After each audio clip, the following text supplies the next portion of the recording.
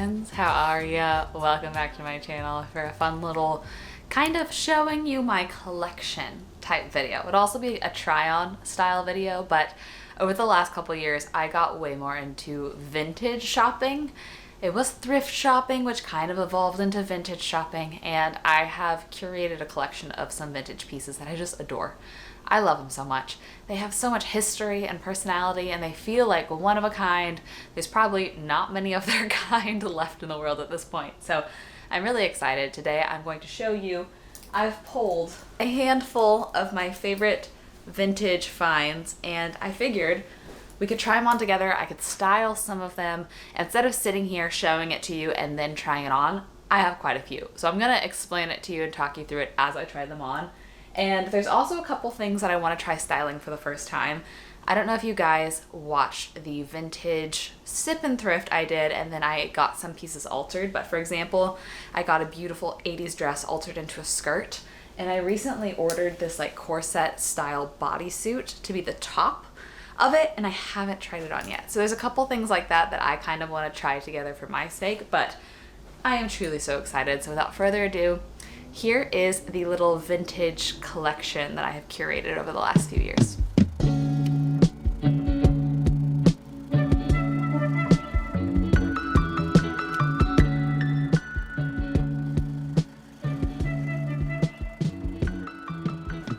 Okay, we're gonna start with some OGs of my collection. I literally probably got this 12 years ago. I was probably 13, 14. At a vintage shop in LA when I was flown there for a callback back when I was a child actor, which is why I remember the age so vividly. This has a beautiful embroidery along the back of it, and it has buttons that go all the way up should I want it to. In fact, maybe it's intended to be worn the other way. I've always worn it this way, and ironed this to lay as more of a V. But it was always my go-to swimsuit cover-up growing up as well, because I would just tie it in a little knot in the front and wear a little swim top underneath it. And I've loved it, and I've always kept it through every single closet clean out. This was a thrift find from a few years back. It was probably, I coin it to this day as the most controversial thing I've ever thrifted. But it is in fact vintage. It's a Victoria's Secret sleep shirt from probably the early 80s. It's this long, oversized silk sleep shirt, and I fell in love with it when I saw it. The huge collar, the bold pattern, I absolutely adore it. I'll wear it half tucked a lot of the time, or I will sometimes also tie it, which looks like this. And I love the colors of it. I secretly love the fact that it made so many people mad. I don't rebel in much in my life. I'm pretty straight-laced. So to like do something that doesn't hurt anybody but be like, I know a lot of people don't like this, feels kind of freeing. And that is what this shirt is for me. This shirt is therapeutic. What can I say?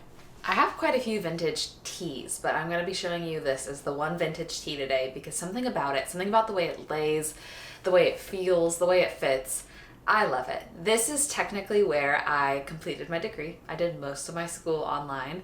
And so part of me has a little bit of like, oh, the one thing that has my college on it. It's fun, but this is a vintage baseball shirt. I think probably also from the late 80s, early 90s is my guess based off the tag. But it has been washed thousands of times. And I love the fact that it is a more like fitted fit on me while still being so casual and kind of flowy, but like the sleeves hit me at a very flattering point. I feel like a lot of times with vintage shirts that are a little bit looser, you have oversized fit in terms of sleeves and drop shoulder, but this shoulder fits me perfectly. And it's just like a very fun, almost all-American sporty look. The closest thing you'll ever see me do to anything relatively sporty ever in my life is just wear a vintage sporty shirt. This has been folded in a drawer. Sorry, it's a little bit wrinkly. I love it so much. It's like a t-shirt that I'll actually wear. This is a more recent purchase, and sorry, it definitely needs to be steamed, but I was attracted to this top because of the square pockets in the front. It has a Chore jacket-esque silhouette, which are very in style right now currently. A lot of my favorite brands are doing Chore jackets like Suede and Everlane, and so to see the silhouette on a vintage shirt, I fell in love. I normally gravitate away from like salmony colors because I have pink undertones and I feel like it washes me out, but this is I think right on the border of being okay on my skin tone. But I like the fact that it was buttoned so you can wear it open, like more cardigan style. But something about this just feels casual 60s to me, you know, like mom off duty at the park with her kids in the 60s. Something about that I really love. So this one's special. This is one that I found at a vintage store that I honestly wasn't quite sure if I would like it once I styled it or not. Because let's be honest, it's pink, it's like lacy crochet adjacent. It gives sweet 80-year-old granny that bakes you cookies. I just didn't know if it would be, you know, ideal for a 25-year-old. So the way I like to style it is actually very edgy. I feel like this is Haim-esque, the band, because they always wear a little bralette with something open over it. But I love pairing this with like a more bralette style underneath and something high-waisted, so it's still not a ton of skin, but feels a little more edgy, contrasted with something so sweet and granny-esque. So once I styled it this way, I was like, I actually do really like this. It is a juxtaposition that I don't see super often, and you know, I love it. Okay, this is one of the sweetest dresses of all time that I've ever found. It's from the 50s, and it is my dream. Unfortunately, it has seen better days.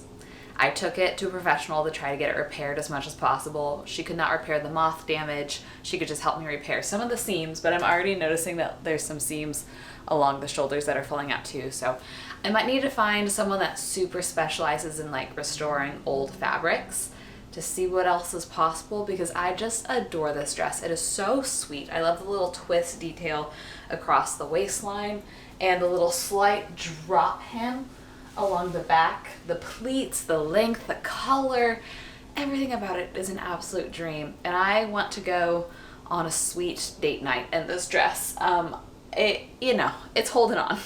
It's barely holding on. I don't want to do anything that could jeopardize it, but it is just really such a sweet dress, and I love it.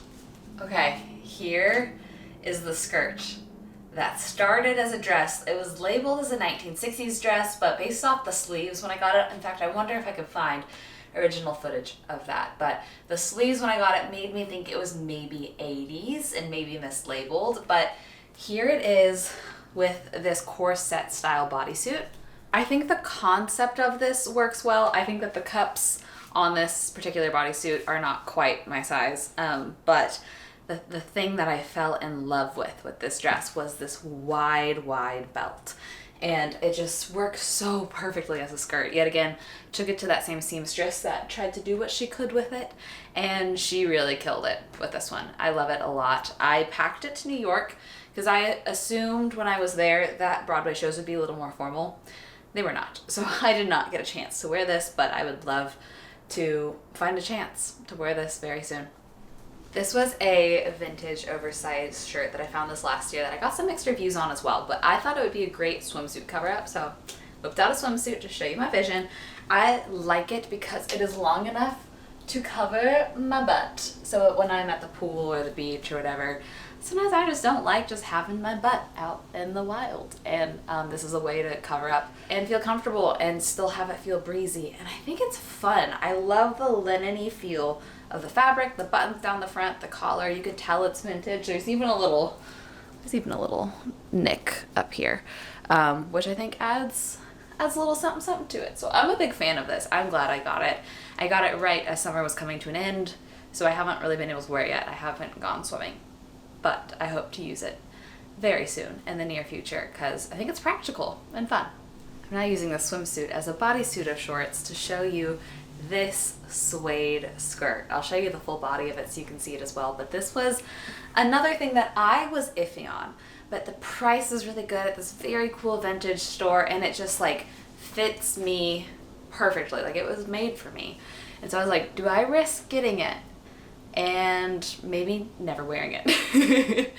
But overall the comments are like, yes, keep it. And I do love the asymmetrical pockets on this. There's only a pocket on one side, which I think is a lot of fun. And it goes down a little bit past my knee, which I've actually been seeing maxi skirts in suede and denim really making a comeback this year. So I think I got it just in time. And I actually like the way It looks with the swimsuit with a low back. I maybe should style it like this when I wear it for real. Maybe add a belt. Who knows? I do like it though. I think it's very fun and I'm glad I got it. And if you watch my vlogs, I know you've seen it. I know you've seen this jacket. This is a jacket that I got at a little vintage shop in Houston not that long ago, and it has been my favorite lightweight jacket. It is just so fun. Yet again, these pockets, something about it is very Nancy Drew, and I love wearing it with just all black underneath. I feel like this gets to be the star of the show that way, and it's my spy jacket. What can I say? I have no idea what decade it's from. I don't know anything about it. There's not even a tag on the inside. It's a complete mystery. And it's just been my favorite. I took it to New York and I wore it almost every single day and it was just absolutely perfect. So glad I bought this one. It was a little bit pricier. I feel like it was maybe $60 or $70 in that range, so I almost walked away without it. And I would have been so sad had I done that. Last thing is a heavier jacket. I recently got this in a thrift swap with my sister, and technically I got it for her, but she could tell I was in love with it. She didn't like it as much, so she let me keep it, which is very sweet. This is a quilted jacket, and start noticing, quilted jackets are everywhere right now, and apparently quilting is very difficult to do. I respect it. So because of that, the average price for a quilted jacket that I've been able to see at Madewell and at boutiques is $600. I found this one for $16. It's definitely vintage. I could not tell you the year, but I later realized, thanks to y'all's comments, that it is reversible. There's buttons on both sides, and there are pockets on both sides as well. So if you'd like just like a plain monochromatic quilted jacket, you can have that. Or I love the pattern of this because it feels like a real quilt. And I'm so excited that I found this for $16 right as they're making a huge comeback.